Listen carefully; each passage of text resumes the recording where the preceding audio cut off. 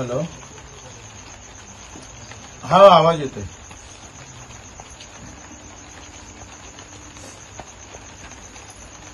हा बच्चू बोलतो.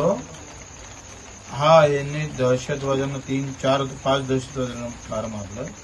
त्यांच्या चकमकीत हे शहीद झाले आहे. त्यांच्या परिवारामध्ये आलो आहे.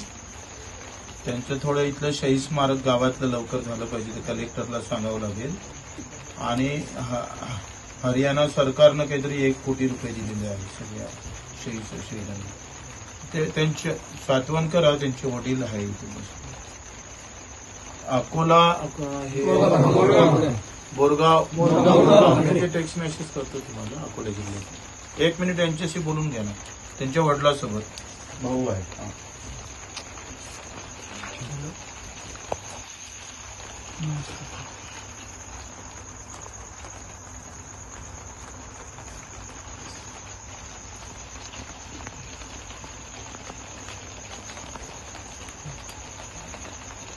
नोकरी द्या.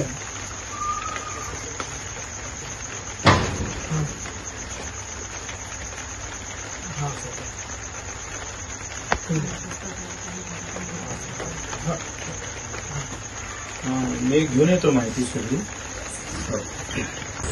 शहीद प्रवीण प्रभाकरराव जोंधळेंच्या भेटीला मी गेलो आणि अतिशय देशासाठी त्यांनी केलेलं बलिदान निश्चितच आमच्या सगळ्यांच्या स्मरणात राहील.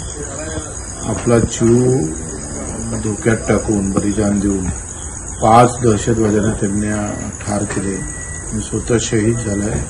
हे आमच्या सगळ्यांसाठी गर्वाची गोष्ट आहे, पण तेवढं दुःख पण आहे. त्यांच्या कुटुंबाला आम्ही भेटलो. शहीद स्मारकासाठी निधी देण्यात यावा किंवा हरियाणाप्रमाणे शहीद परिवारांना 1 कोटी देण्याची परिवाराची आणि गावकऱ्यांची मागणी होती. त्या बाबतीत मी सीएम साहेबांशी बोललो. त्यांनी सुद्धा त्या बाबतीत माहिती मागितली आणि निश्चितच त्याच्यासाठी काय करता येईल.